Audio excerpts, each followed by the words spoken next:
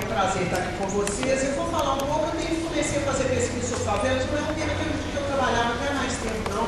Eu trabalho sempre com cidade, já pesquisei condomínio, já fiz outra pesquisa sobre outros temas, né, da segurança continua, com a questão da criminalidade metropolitana, e trabalho, né, eu coordeno aqui pela Missão de Observatório das Metrópoles, então a gente trabalha muito com a questão metropolitana. Essa pesquisa sobre favelas, ela é uma pesquisa mais focada em Belo Horizonte, né? Mas eu tenho alguns dados, vou falar um pouquinho. O que me pediram é uma coisa imensa, né? É histórico, os dados, o panorama, tendências, correlação com o poder, interesses em jogo. Esse título não fui eu que fiz, não, vocês que me propuseram. Eu aceitei e vou falar um pouquinho, não sei se eu sei falar com propriedade tudo aquilo, mas enfim, né? Vamos lá começar a falar um pouco. Então, o que eu estava falando é uma pesquisa para o CNPq, que eu estava avaliando o Vila Viva em Belo Horizonte, mas acabou que foram juntando vários pesquisadores em torno e a gente foi levantando muitos dados sobre as favelas em Belo Horizonte e menos na região metropolitana. Vou falar um pouco de Contagem, que eu conheço pouco, tá? Mas outra vez, se você até me der mais um tempinho, até gostaria de poder levantar dados e conhecer um pouco mais a realidade. Mas vou falar da favela de um modo geral. Bom, então, mais ou menos o roteiro da minha apresentação, né, seguindo, né, o título que vocês deram, eu vou trabalhar um pouquinho, falar sobre os dados, a origens e o histórico das favelas, o panorama das favelas em BH e na RBH, as representações sobre as favelas, das remoções da urbanização e as tensões e os desafios, né, atuais em relação à questão das favelas. As favelas, quer dizer, aqui a gente está abordando, a favela pode ser abordada de diferentes formas, né? A ideia aqui é pensar a favela dentro dessa questão mais geral, que é a questão habitacional, né? E que envolve várias outras dimensões que não estão, né, todas presentes na minha fala, né?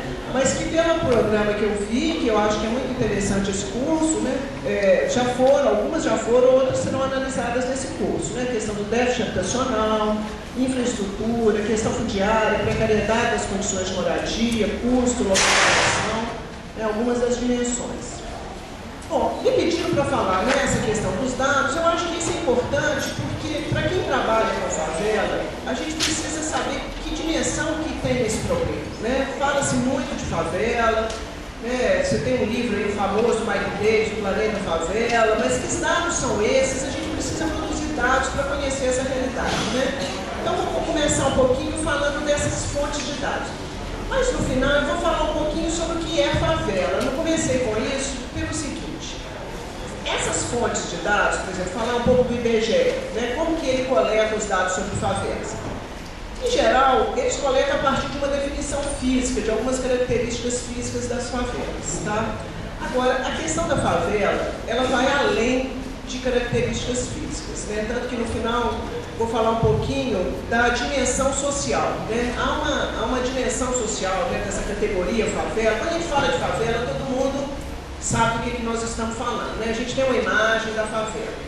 Quando a gente vai estudar a favela, as coisas ficam mais complicadas, né? Quais são as fronteiras do que é, do que não é favela, né? Mas eu vou começar aqui falando dos dados que eles trabalham com algumas características físicas, que também não é simples, né? É complicado delimitar e fazer o que é e o que não é. Né? Mas então, e por que o IBGE é importante? O IBGE levanta esses dados de 10 em 10 anos, tem problemas nesses dados, tá? Mas ele é uma fonte importante, principalmente para as políticas públicas. E é um dado que é nacional e que usa a mesma metodologia, né? Então, por exemplo, o Ministério das Cidades, o PAC, né? Quer dizer, todas as políticas públicas acabam tomando como referência o IBGE. Tem municípios que têm levantamentos até mais cuidadosos, mas para orientar uma política pública nacional, você precisa de ser um dado que é comum, né? Então, a questão do IBGE, ele acaba sendo a fonte principal dos estudos sobre a favela por essa capacidade de ser um dado que ele é produzido, né, com a mesma metodologia para o país como um todo. Tem esse problema de ser um dado que é de produzir de 10 em 10 anos, né? Então, tudo que eu vou apresentar aqui é do ano de 2000, porque a gente ainda não tem os dados do censo de 2010, né? Então, o IBGE tem esse problema da gente estar sempre um pouco defasado, né? Bom, o que o IBGE fala, que ele chama como aglomerados subnormais, tá? É um conjunto construído de no mínimo 51 domicílios, ocupando ou tendo ocupado, até período recente, terreno de propriedade alheia, pública ou particular, dispostos em geral de forma desordenada e densa e carentes, em sua maioria, de serviços públicos essenciais. Essa aí é a definição que orientou a coleta de dados de 2010. Eu não sei se mudou para 2010.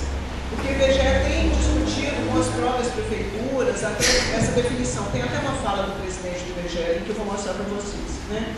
Então, os critérios definidores para o IBGE, que são as favelas, é a ocupação ilegal da terra, a urbanização fora dos padrões vigentes, a precariedade em pelo menos 2 dos serviços públicos essenciais, né, água, esgoto e iluminação, e um número mínimo de 51 domicílios.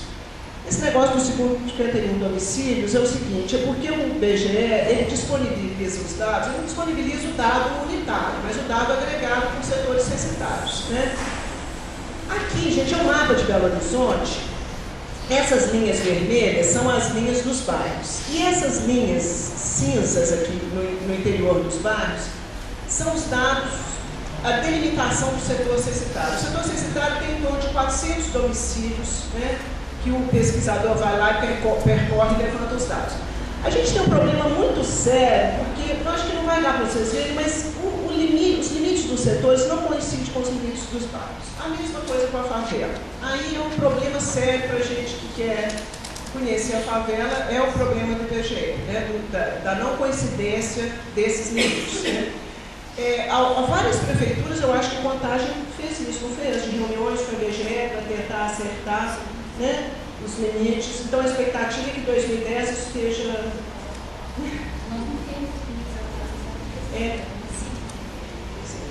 Então esse que é o problema, né? Quer dizer, tem o problema do IBGE, tem o problema do município, tem o problema da comunicação desses dois. Isso é muito importante, né, gente? O município ter esse conhecimento. Deixa eu só tirar do caso. Mesmo falar de preço,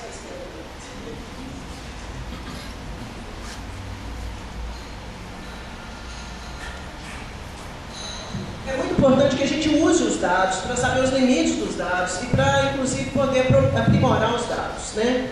Bom, mas então, aqui só para ter uma ideia do dado por setor censitário, então como o setor censitário tem em torno de 400 domicílios, por exemplo, se a gente vai fazer um estudo de um bairro, de uma favela, né, que tem mais de 400 domicílios, a gente agrega vários setores censitários, né? Agora, o IBGE considera, para considerar como favela, tem no mínimo 51 domicílios. Então, se não tem 51 domicílios, aí esse dado já se perde. Então, o dado ele costuma ser subrepresentado no dado do IBGE. Bom, outras fontes, né, que a gente tem para estudar a favela, tem o MUNIC, que é também do IBGE. O MUNIC é um levantamento de dados municipais e quem responde, se o censo, quem responde o questionário é o morador, né, o recenseador vai de casa em casa, no MUNIC quem responde são as prefeituras, né? Então aqui é muito importante que a prefeitura também tenha funcionários que levem isso a sério, porque esse também é um dado importante né, que se tem. E o MUNIC ele varia, cada período, às vezes você tem questões diferentes, mas a gente tem um aqui sobre favelas que eu vou mostrar para vocês.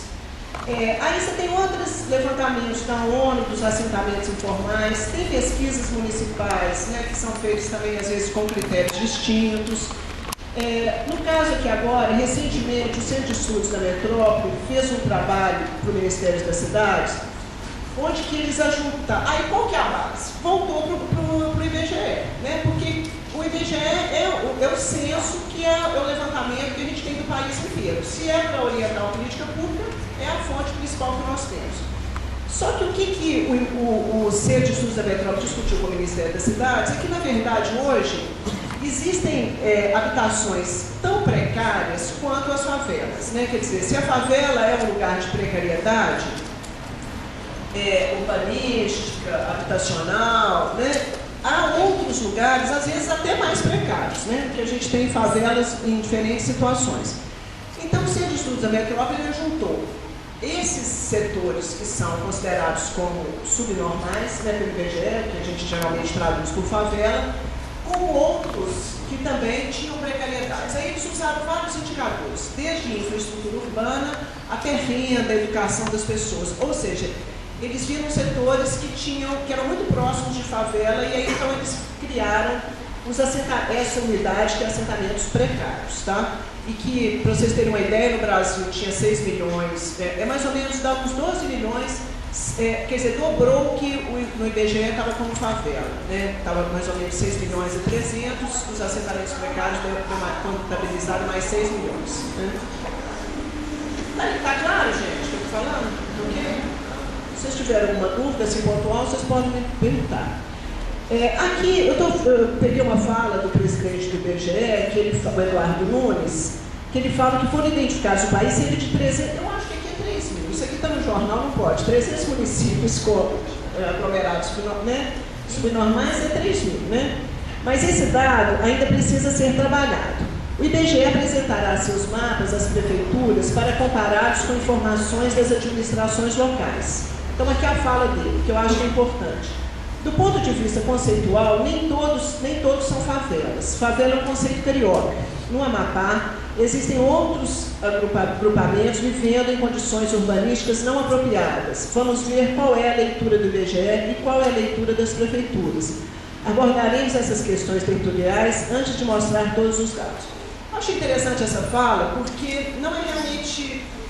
se no nosso entendimento comum a gente pode achar que é simples, o que é favela, mas quando você vai lá para campo, né, para ver o que é realmente favela, não é fácil. Né? Eu vou falar aqui um pouquinho disso, né? Esse nome favela surgiu no Rio de Janeiro e passou a nomear alguns lugares, mas você tem outros lugares que não são nomeados de favela, mas que são muito semelhantes à favela. Então, esse é um desafio quando a gente tem que pensar o que é favela no território nacional.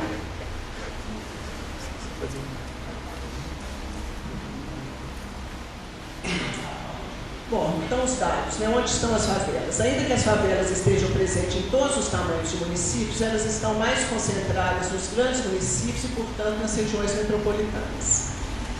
Segundo o Munique, né, que é aquele levantamento feito pelo IBGE, mas quem responde são as prefeituras, as favelas estão presentes em 33% dos municípios brasileiros.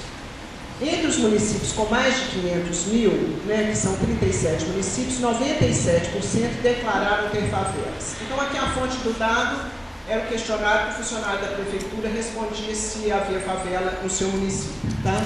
Então, há uma concentração, ou seja, as favelas estão presentes em vários tipos de município, mas há uma concentração nos municípios maiores. Aqui, gente, esse dado, esse azulzinho são as favelas. Aqui, azul de favela, de cômodos e esses loteamentos irregulares. Né? O loteamento irregulares, aqui, esse dado final aqui é do Brasil, né? Está presente aqui 52, 53, eu acho que eu desvirasse um pouquinho, acho que dava para eu para vocês olharem.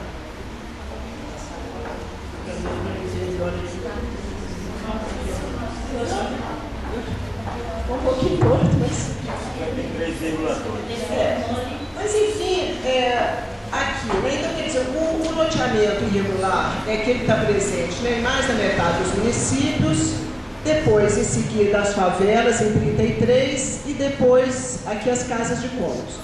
Mas o que é interessante a gente ver é que quando...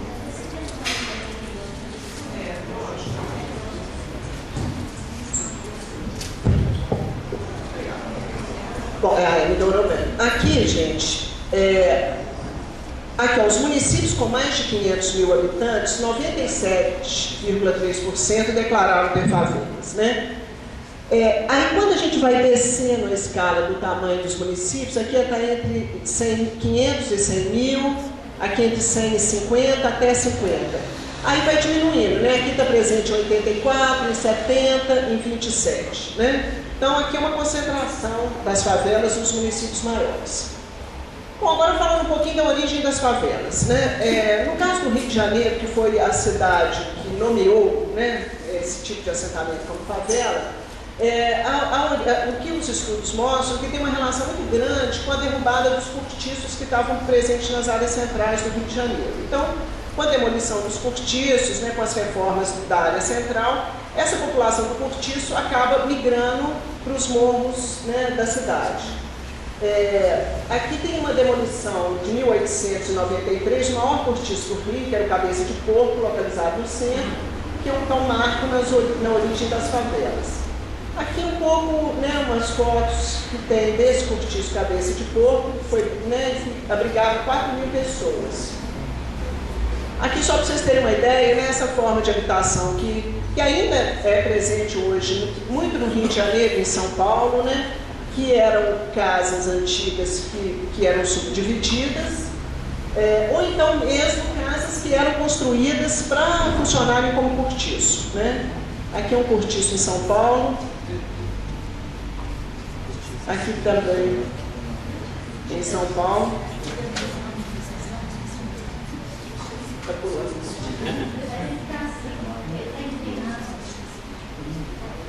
Aqui é um cortiço atual em São Paulo, em geral nas áreas centrais e nas casas antigas, aqui também em São Paulo. Bom, agora o nome da origem favela.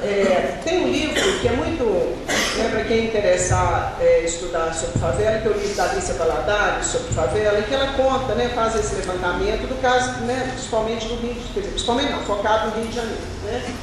E ela fala de uma coisa do mito de origem, né? Mito de origem é isso, quer dizer, é uma história que todo mundo conta e que ela vai ficando como, né, um mito, né? Então, o mito de origem, e é um mito mesmo, eu acho que isso é importante mostrar, porque a gente vai ver que nessa mesma época surge favela em Belo Horizonte. O mito de origem é o Morro da Providência, que entrou para a história, né? Ele surgiu em 1897, quando os soldados que participaram da Guerra de Canudos, no interior da Bahia, se instalaram no morro, levando para lá o nome da planta nordestina, né? Então, o nome favela é uma planta nordestina, e esses combatentes de Canudos chegaram no Rio de Janeiro com a promessa de que eles teriam moradia. Essa promessa não foi cumprida, eles acabaram indo habitar nos morros. E aí tem várias histórias, porque cresce igual favela, ou porque eles trouxeram o nome de lá. Mas enfim, né, essa é a história que se conta. Mas o que, né, reforçando essa ideia que é um mito de origem, a Alicia Valadares mostra que antes, né, de 1897, existiam outras ocupações semelhantes em outros morros importantes anteriores ao Morro da Favela e ao Morro da Providência, né? Mas é esse que entrou para a história. Essa aqui é uma foto que eu consegui do Morro da Providência. Aqui é interessante a gente ver, né, vou colocar umas outras fotos de Belo Horizonte também, as condições das habitações, né? Quer dizer, a favela mudou bastante, né? Já tem um século a favela, né? Aqui é o Morro do Pinto, no Rio de Janeiro, uma outra favela. Bom, agora passando um pouquinho para Belo Horizonte. Elas surgem antes mesmo da inauguração da cidade e permanecem depois da inauguração. E aqui, o que a gente vê? Elas são anteriores, ou no mínimo contemporâneas ao Morro da Favela no Rio.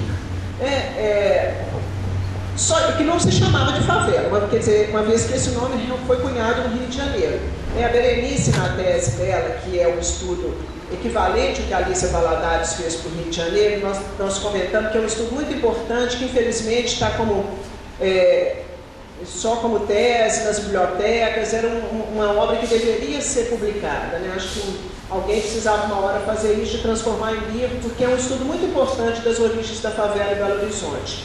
E que mostra isso que pouca gente sabe, né? Quer dizer, que ao mesmo tempo que surgem as favelas no Rio, surgem em Belo Horizonte. Né? Quer dizer, a gente tem favelas tão antigas como Belo Horizonte. E eu não tenho conhecimento para falar disso com outros lugares, mas se a gente for fazer pesquisa, é provável que a mesma coisa tenha acontecido, né? No caso de Belo Horizonte, agora cada lugar vai ter lá a sua história, né? No caso de Belo Horizonte, você teve uma atração grande de mão de obra para construir a nova capital, mas você não tinha nenhuma política para essa população. Na verdade, a expectativa dos construtores é que essas pessoas viessem para cá, construíssem e depois fossem embora. Como de fato fizeram com vários deles, né? Foram distribuídos passos de trens para eles irem embora, mas alguns permaneceram, né? Quiseram ficar na cidade que eles construíram, e isso fez com que eles ocupassem áreas que inicialmente também morros ou então baixadas. Aqui eu acho que é uma informação importante, que é um discurso que a gente ouve muito, e que as favelas existem porque as cidades brasileiras não têm planejamento. Belo Horizonte foi uma cidade planejada e uma cidade que nasce com favela, né? Quer dizer, não se tinha nenhum planejamento para essa população. O staff burocrático, você teve, né, um bairro só para eles, é uma cidade planejada, mas sem lugar para a população que construiu. Aqui uma fala, né, que está lá na tese da Berenice, né, um depoimento que fala: deixaram que a gente viesse para cá, mandávamos para cá, mas não se tinha onde morar. Né? Seu Quinca, ex-morador da favela da Barroca. Essa história da favela da Barroca é muito interessante, está lá relatada pela Berenice, que eles iam removendo a favela e ela ia mudando de lugar. Então, uma favela que ela vai sendo removida e ela leva o nome para os outros lugares. Né? Tem uma história das remoções, repetida de um lugar e leva para outro. Aqui, gente, as duas primeiras favelas de Belo Horizonte, que era o Alto da Estação, ficava ali atrás, né, da estação. Aqui está a Serra do Curral. Isso aqui é antes da inauguração de Belo Horizonte, você já tem essa favela, vocês podem ver que tem muitas casas. E aqui é um pouco do que está ali no bairro da Floresta, que é uma marca dessa urbanização, que é o Beco São Geraldo, né, que é um bequinho estreito, que é, né, o que ficou um pouco da ocupação da favela. Bom, qual que foi o destino das primeiras favelas de Belo Horizonte? À medida que a cidade crescia, as favelas eram empurradas para as áreas mais distantes e menos nobres.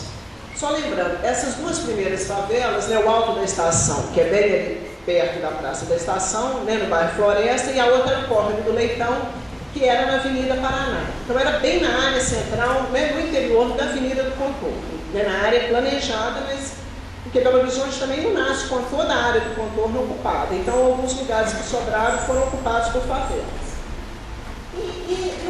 A política foi um pouco isso, né, de expulsando essa população cada vez para mais longe. Né? Primeiro se deslocou para a zona suburbana e depois para as periferias, até chegar às periferias das regiões metropolitanas. Né? Aqui tem uma fala, né, do jornal que o morador fala: Cafuz por Cafuz podia deixar as que já existavam, né, porque na verdade era só mudando de lugar. Eu vou passar aqui mais rápido. Aqui, gente, é umas fotos que eu queria, só para a gente ver um pouco, né, das favelas. Essas fotos estão no arquivo da cidade de Belo Horizonte. Acho importante que a gente comece a cuidar disso para a gente ter uma memória das favelas, né? Muitas fotos que estão no arquivo, elas não têm nome de favela, a gente não consegue identificar. Então, não sei se Contagem tem um arquivo, se está guardando as fotos disso. Eu acho que é bom a gente, né, ter uma história urbana e principalmente de uma população que tem poucos registros, né? Acho que esse é um cuidado. Aqui eu vou passar rapidinho essas fotos, mas é só para um pouco das imagens das antigas favelas. Aqui para vocês verem, não tem nome. Essa foto eu não sei que favela que é, né? Lá no arquivo não está.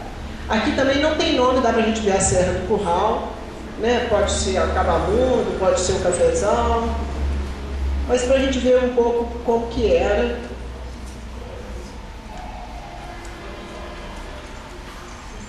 Aqui, né, casas muito precárias, provavelmente na beira do Arrudas, né? É mesmo? Olha.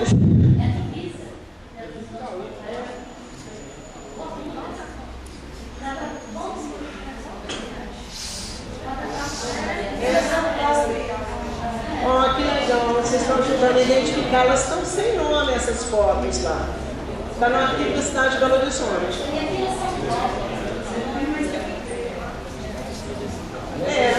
Eu acho que é isso. Se a gente conseguir comparar os lugares, a gente vai saber. Isso, essa foi removida. Não tem mais. Essa está sendo removida agora. É da UPA,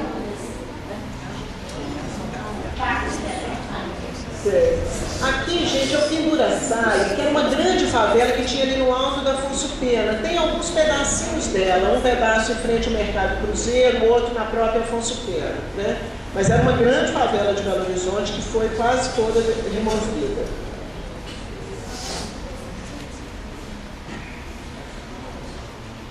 As casas, né, parecem casas até rurais mesmo, né, muito baixinhas, né? Aqui, ó, é lá perto do Mercado Cruzeiro, onde tem a caixa d'água, né? Que é o Pinduraçaia. Olha lá, a cidade lá no fundo, né? E aqui os barracos.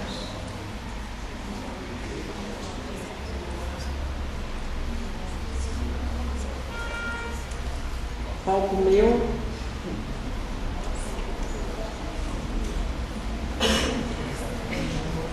Aqui uma fase importante da favela, os políticos, né? Trocando votos por urbanização. Aqui é o Morro do Papagaio, ó. Aqui que vai vindo para o BH Foto ali, né? É aqui o Morro do Papagaio, Nossa Senhora do Carmo. Aqui, ó, o morro também, Morro do Papagaio. Passa ali um carro, né? Olha aqui. Aqui são umas fotos, né, do período da remoção. Também não tem... Essas fotos estavam lá sem lugar. Bom, então agora falando um pouquinho das favelas na região metropolitana. Eu não pesquisei, eu conheço o trabalho da Berenice, quer dizer, não sei de dissertações sobre Contagem, estou explicando para vocês que eu estou falando de uma... Mas assim, quando a gente tenta pegar dados gerais, tem muito poucas informações, né, sobre as favelas na região metropolitana, né, um campo ainda menos conhecido. E a gente sabe que a questão habitacional ela tem uma dimensão metropolitana, né? Belo Horizonte vai crescendo, expulsando, né, essa população de mais baixa renda, né, para outros municípios. No caso de Contagem e Betim, que são dois também polos metropolitanos, você tem também a formação, né, de favelas próprias, né? Mas se tem outros municípios que a favela é muito uma produção dessa expulsão de Belo Horizonte, né? Oi. Muito comum a gente conversar com moradores aqui, eles falam, eu vim do Morro do Papagaio, ou eu vim da Cabana. É interessante isso. São as vilas aqui. Continuam as vilas, as favelas. Pois é, eu estava com vontade agora de fazer um pouquinho, mas pegar umas pessoas para fazer essas histórias, né? Que eu acho que a gente rechear um pouco esses dados com as histórias também seria interessante, né? Aqui, gente, é um pouquinho, né? A formação da região metropolitana em 73. Vou passar isso aqui, que eu quero chegar.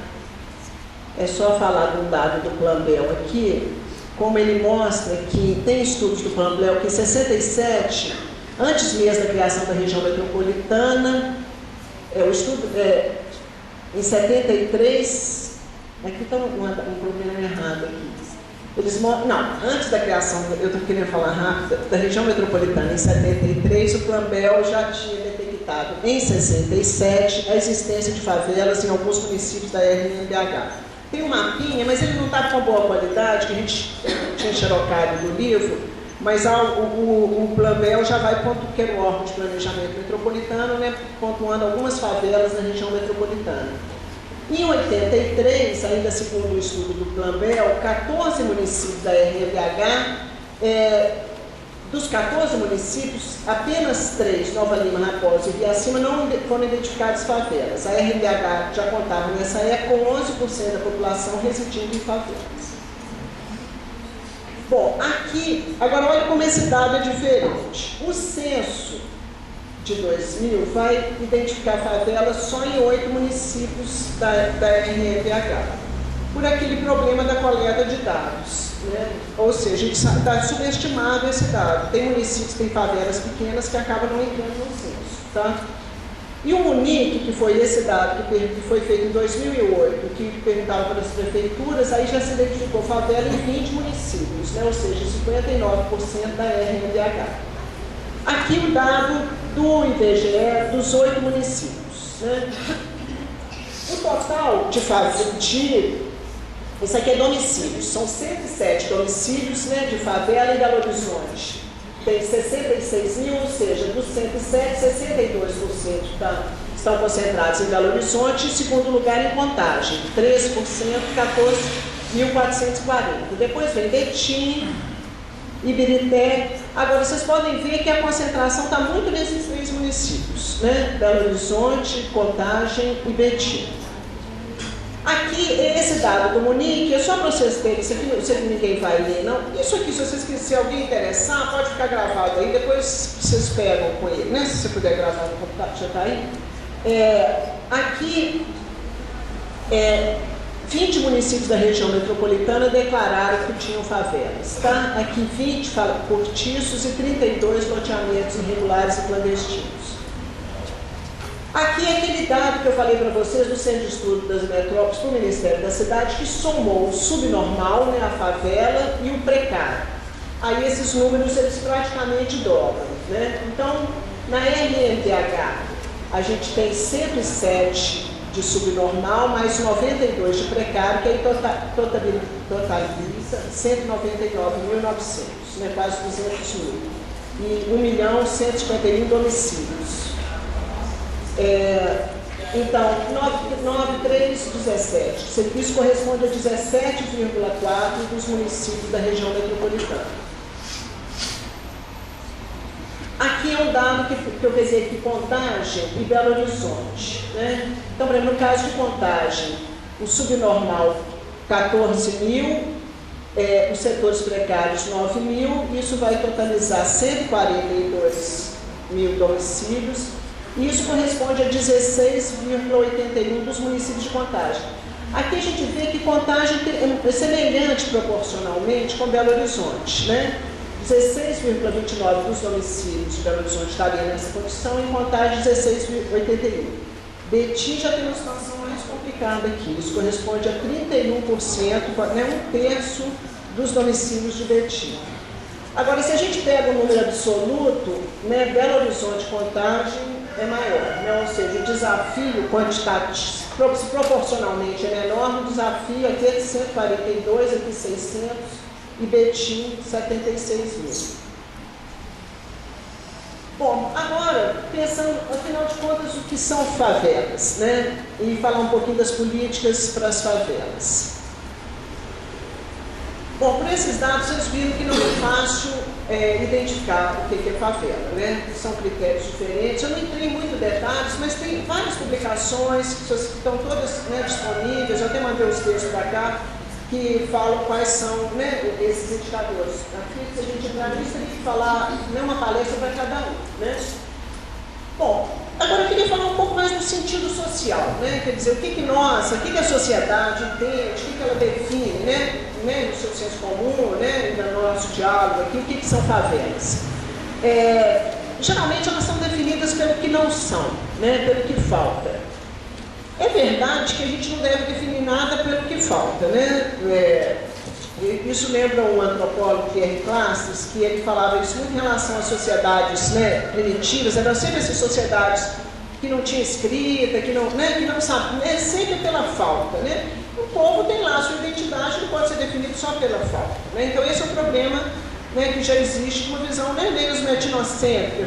Você se compara com o outro e define o outro para aquilo que você não tem, né? Então as favelas são muito definidas dessa maneira. Então, muitos cientistas se recusam, né, a definir, optando por tratar dessa forma. Agora, de toda maneira, é muito significativo isso, importante, porque isso é como a sociedade vê a favela. A sociedade vê a favela como um lugar que é precário, que não tem infraestrutura. E mais, né, quer dizer, essa forma de definir o lugar de moradia, ela foi transposta também para o seu morador, né? Então, muitas vezes, o favelado, né, na maioria das vezes, que criou-se esse nome favelado. Né? Quando a gente fala que a gente mora em bairro, ninguém fala que morar no bairro é morar em bairro, ninguém fala bairrista, né? Agora, morar na favela é ser favelado, e há uma conotação muito negativa, né, em relação a isso. Então, a gente está chegando numa situação né, de pensar um pouco como que a cidade está dividida em territórios. Né? E um desses territórios, que é o território favela, e que ele tem um significado social, que é esse significado de um lugar onde que faltam as coisas e que o morador né, desse lugar é chamado de favelado, e é um morador que não tem as mesmas características, as mesmas qualidades do outro morador. Vocês estão entendendo o que eu estou falando? Eu não estou defendendo isso, não. Estou só falando de como se criam as representações da favela e do favelado. Né? Bom, uma alternativa para ir, né, contrária a isso, foi tentar renomear as favelas. Né? Belo Horizonte usa vilas, aglomerados, aqui também, né? E aglomerado no conjunto de favelas e vilas. Né? O Rio fala muito das comunidades. Agora, o problema disso é que automaticamente se traduz por favela. Né? Porque, por exemplo, quando eu vejo a Itatiaia tem usado muito aglomerado, eu uso até no sentido de qualquer favela é aglomerado. Então, você, o indivíduo que mora no aglomerado, a gente traduz isso que mora na favela. Né? Eu não estou querendo dizer que não se deva fazer isso, não sou nem quem sou eu para dizer qualquer coisa. Eu só estou querendo identificar um problema, como que o problema de alguma maneira permanece. Né? Quer dizer, é um indivíduo que é tratado diferente, o espaço que ele mora, infelizmente, é um espaço que é tratado diferente, não é um bairro. Né? O ideal é que todo mundo morasse em bairros, morasse em espaços que tivessem a mesma denominação. Né? Ou seja, o bairro é uma categoria muito mais neutra. Vila, favela e aglomerado, infelizmente, é uma categoria, é uma forma de territorialização da cidade. Quer dizer, o ideal é que a cidade não tivesse esses territórios, né? E nem que as pessoas fossem denominadas pelos lugares que elas moram, né? O lugar social da favela em nossa sociedade sempre foi um lugar social inferior e associado a inúmeros estigmas. Ou seja, isso que a gente está falando agora vem de uma longa tradição, quer dizer, nós estamos tentando romper com isso, até tentando mudar o nome, né? Mas é uma tradição de ver a favela sempre como um lugar, né, sobre vários estigmas, né? Seja o estigma estético, é um lugar feio, né, inacabado, anti-higiênico, insalubre, lugar das doenças, né? Essas foram muitas imagens no início da favela, né, como que ela foi representada, né? Depois da malandragem, da vadiagem, e atualmente muito como lugar do crime, né? O lugar, eu vejo os alunos, né, eu dou aula lá na PUC, né, quer dizer, a representação que esses meninos mais novos chegam da favela é um lugar perigoso, né? O medo, quando você quer falar assim, às vezes eles, sem censura, falando, lugar com medo, você fala, eu entrar numa favela, né? A favela virou sinônimo de lugar perigoso. E, por consequência, acaba que isso chega ao seu morador. Né? Esse estigma do favelado, por exemplo, tem várias pesquisas que mostram. Existem pesquisas quantitativas. Deixa eu ver quanto tempo nós temos. Existem pesquisas quantitativas que mostram assim: pegam pessoas nas mesmas condições educacionais, né? Vamos pular, com quarto ano, segundo grau, né? E aí o que mora na favela e o que mora fora da favela. Eu já li duas pesquisas assim, o que mostra que morar na favela as pessoas têm uma renda menor do que aqueles que moram fora da favela, né? A hipótese para isso, e que algumas pesquisas qualitativas confirmam, é que morar na favela é um passivo, né? Tem um sociólogo que fala dos passivos, né? Um passivo no sentido de que é uma coisa negativa, né? Então as pessoas têm mais dificuldade para se inserir na sociedade, para conseguir emprego, né? Por conta desses estigmas que nós estamos falando aqui, né? Então, quando as favelas surgiram, elas eram vistas como um problema de moradia que deveria se resolver, né? Algo provisório, né? Esse estudo da Alice sobre o Rio de Janeiro mostra muito claramente isso, né? Quer dizer, a favela estava ali, mas era um problema que a gente ia resolver, né? Se pensava inicialmente assim. Então as favelas eram tratadas como uma coisa provisória, ia tirar dali, né? Ia resolver. Mas não foi isso que aconteceu, né? As favelas se firmaram, se cresceram, né? Adquiriram uma identidade, visibilidade, ainda que guardando esse estigma negativo. A categoria favelada, já falei. Isso aqui também já falei. Isso aqui tem uma coisa importante. Isso aqui eu estou trabalhando até com o Machado, que estuda favela. Ele faz um comentário assim: a categoria favelado não é uma categoria que a pessoa criou, né? Que o morador criou, é uma coisa que foi imposta, né? Eu tenho uma aluna que ela fez um trabalho que eu gosto muito, que é sobre o bairro Concórdia. Não sei se vocês conhecem, Belo Horizonte. O Concórdia é um bairro que ele se formou por uma remoção de vilas e de favelas, né? E o nome dele veio, inclusive, porque eles concordaram, né, de serem removidos para a Concórdia, da favela da Barroca, de outras favelas de Belo Horizonte. E é um bairro que ele tem uma população negra muito grande, muito significativa, tem uma cultura negra muito forte assim, no bairro. E tem uma coisa muito interessante, porque é um bairro que as pessoas continuam lá, morando lá, os que são os filhos e os netos desses primeiros habitantes, né? Agora, tem uma coisa engraçada, porque eles olham ao redor e assim, se a gente analisa os bairros ao redor, esses bairros, eles se desenvolveram mais economicamente, inclusive fisicamente, tem prédios. Eu concordo, não, é um bairro mais pobre, né? Agora, a população fala assim, que lá tem uma cabeça de burro enterrada, né? Porque lá nada vai para frente. Agora, tem um dado importante, porque provavelmente o que aconteceu nos outros bairros é que a população foi expulsa, né? E outros chegaram, né? E concordo, não teve essa população. E isso faz nesse bairro, eles, ao mesmo tempo que eles têm um pouco, assim, quando eles olham para lá, eles acham que eles não progrediram mesmo tanto que os outros. Culturalmente, eles são muito fortes, né, nessa coisa das festas, da união que tem no bairro. E eles têm uma coisa que eles falam assim, que eles são concordianos, né? Perguntar, é uma coisa que pouca gente fala isso no bairro, né? Eu sou um concordiano. Aí é uma identidade que eles criam, que eles falam né, nesse sentido de um orgulho, de ser da Concórdia. Então é uma identidade forte de um bairro, né? Agora, ser favelado, existem, né, algumas pessoas que falam disso como um orgulho, mas é raro, ou às vezes até intimidando, né?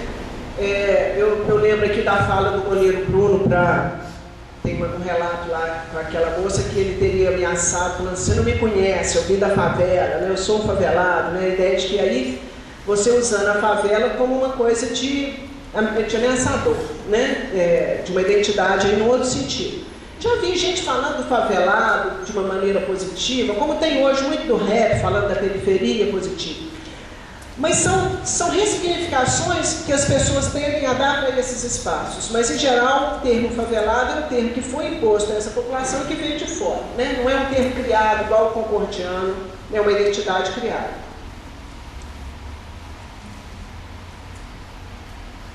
Gente, tem várias coisas que eu não vou falar aqui, mas só pensando nisso, existem favelas e favelas, né? Essa eu acho que é outra questão que a gente precisaria discutir, né? A gente está falando aqui de umas características comuns, mas as favelas são muito diversas, né? Bom, como reverter o estigma, né? É uma forma de dizer que as favelas e seus moradores são muito melhores do que os dos outros. Existe uma tendência, existe inclusive alguns estudos de falar muito positivamente da favela, da criatividade da favela, e alguns se opõem inclusive à questão da urbanização da favela, que a favela deve permanecer como está. Eu acho que é uma questão polêmica que a gente mereceria discutir. Agora, ou então enaltecendo muito o morador da favela. Eu acho que a gente de repente precisa de ver as consequências disso, sabe? Porque às vezes querendo fazer o bem, a consequência disso é de você. O custo disso é muito alto. É como se o favelado tivesse o tempo todo de provar que ele é muito bom. O favelado é uma pessoa, um habitante da cidade como todos os outros, né? Não são melhores ou piores nesse sentido, né? Eu acho que reverter o estigma e ao mesmo tempo atribuindo muitas características positivas, a gente pode cair em um outro problema muito complicado e de um custo muito alto para as pessoas, né? Porque esse estigma já faz com que as pessoas tenham que se desidentificar desse lugar o tempo todo, né? Às vezes para conseguir um emprego, né? A negociar o significado desse lugar, né? Bom, eu queria dizer o seguinte, o estigma se reverte na medida em que a favela e os favelados possam participar da sociedade como atores investidos dos mesmos direitos e deveres, né? Eu acho que essa é a grande luta, né? Da igualdade e de uma participação, né, mais igualitária do grupo como um todo.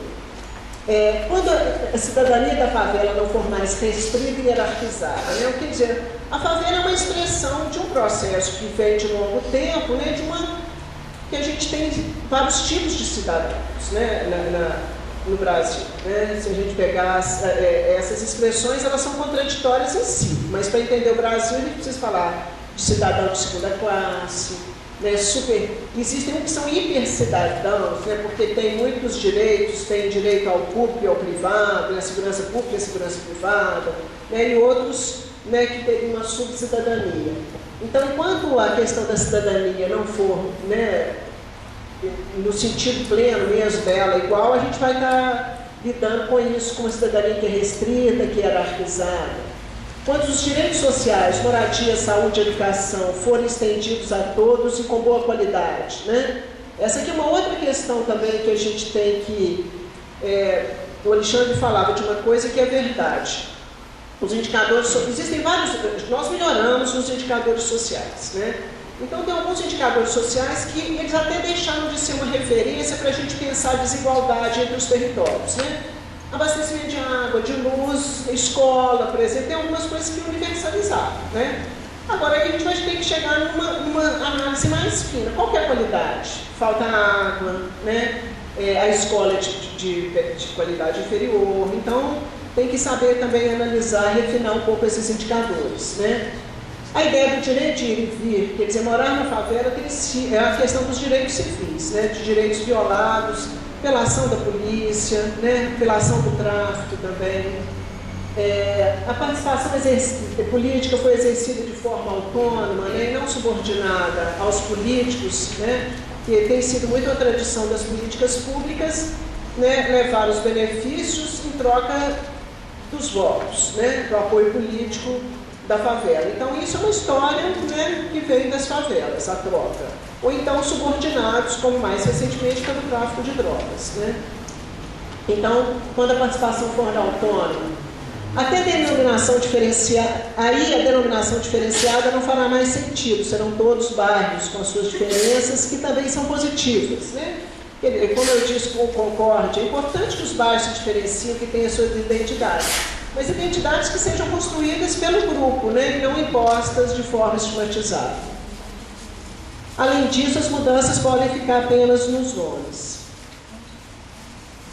Como integrar? Nas últimas décadas houve um acirramento das segmentações. Tem quantos slides aí, por favor? Dá para você ver?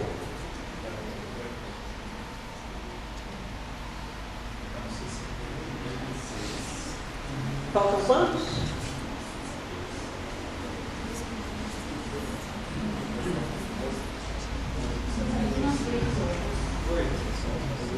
Oito? Então tá bom.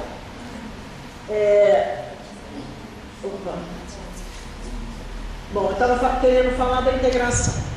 Esse problema que nós estamos falando aqui das favelas é porque elas são territórios que não estão integrados à cidade, né? Seja por características físicas, seja por características sociais, principalmente sociais, né? Bom, nas últimas décadas houve um acirramento das segmentações.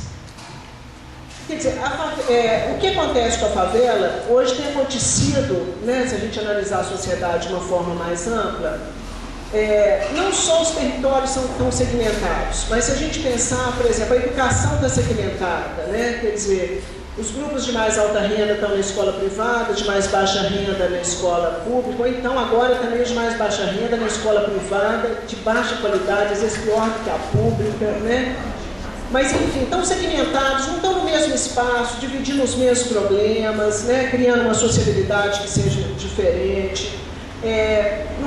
Na saúde, no transporte. Então a nossa sociedade tem assistido aos últimos tempos. É uma coisa curiosa, né? Quer dizer, o Alexandre está certo na hora que ele mostra que os indicadores têm melhorado, mas em vários outros lugares o que a gente está vendo é uma separação, né? Uma segregação e essa segmentação nos serviços públicos também, né? As pessoas não encontram no ônibus, não encontram na escola, não encontram nos espaços públicos, né? Quer dizer, está tudo muito segmentado. Isso leva à situação das pessoas não compartilharem os mesmos problemas, né? Quer dizer, como se não fossem duas sociedades, ou três, ou quatro, né? Quer dizer, se está todo mundo numa mesma escola, você está ali partilhando os mesmos problemas. Esses dias eu fui falar sobre essa questão do território com o pessoal da Prefeitura de Belo Horizonte, aí veio uma moça lá da Serra, e ela falando comigo, ela era professora, eu achei legal isso, que a gente fala isso, mas eu achei legal vir de uma professora, ela falando assim, eu acho horrível esse negócio da escola ser dentro da favela e só para os meninos da favela, né? Porque a gente sabe que a educação, ela precisa, as pessoas precisam estar misturadas, né? Aquilo que veio antes, que você coloca pessoas, né, os melhores na ANA, isso foi muito condenado, né? Agora, se você coloca os meninos muito homogêneos, né, tudo junto, o ideal é que fosse misturado. O ideal é que as pessoas partilhassem os mesmos problemas. Então, nós estamos vivendo uma questão hoje que vai além das favelas, mas a favela é uma dimensão dessa sociedade territorializada, né, segmentada e segregada. Falando aqui um pouquinho, né, das políticas para as favelas, houve essa fase da remoção, né, que a favela era vista como um problema cuja solução deveria ser eliminá-la. Houve essa fase do clientelismo, combinada com a continuidade da remoção, né, mas que aí os políticos descobriram que a favela elegia muitos políticos, aí se trocaram benefícios por votos, né? E a fase da urbanização, quando a remoção perde força frente à conquista pelos favelados do direito de permanecerem onde estão. E até pela administração pública de que era muito mais custoso remover a favela e também pela questão da democratização. São vários fatores que levam, né, à perda da importância da remoção e à fase da urbanização. Ainda que a remoção ainda exista, né? Não com a força que existiu antes, né, mas em alguns lugares. Alguém falou aí da Copa, é uma questão, né? Na medida que você vai fazer uma grande obra com uma certa urgência, tirar uma favela é uma coisa mais fácil, né, do que tirar outros lugares, né? Então a remoção continua, e às vezes até em projetos de urbanização também, que não comporta toda a população e acaba, né, removendo parte da população, que a gente precisaria um pouquinho monitorar e avaliar isso, né? Aqui só para vocês terem uma ideia, uma favela que foi removida, o Morro da Catacumba, né, aqui é a Lagoa Rodrigues de Freitas, né, aqui é o Cristo, aqui como ela ficou, que é hoje, né? Não tem mais marca nenhuma. Agora foi ocupada, essa foto não dá, mas tem vários outros prédios de população de alta renda, né? Aqui uma favela da área central. Essa foto é muito chocante, né, dessas diferenças que nós estamos falando aqui, né? Isso aqui é em São Paulo.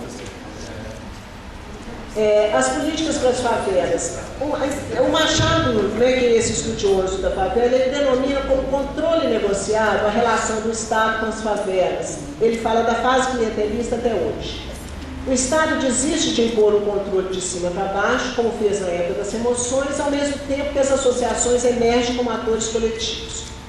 O problema é que a favela é tratada como um território diferenciado e o padrão de integração que está no discurso da urbanização é fragmentado. Aqui ele está colocando um problema que o que as políticas hoje fazem esse controle negociado, ou seja, que elas negociam com as favelas e com os favelados, né, através dessa troca, desse apoio político, e que, na verdade, essa integração, ela é uma integração que ela ainda é fragmentada, ou seja, ela não consegue romper com aquelas questões que eu coloquei anteriormente dos direitos.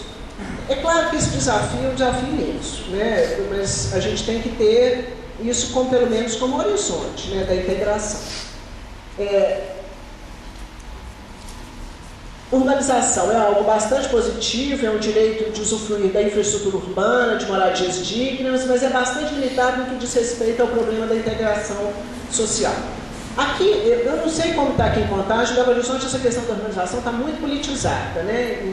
Inclusive, às vezes com discursos muito radicais, contrários à urbanização.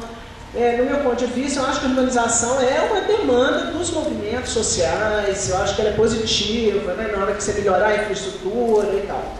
Agora, também, ela é limitada se a gente está pensando nesse horizonte de que a cidade fosse menos territorializada, né? Então, todo projeto de urbanização tem como objetivo integrar a favela à cidade. Todos, pelo menos que eu conheço, que eu leio, falam disso.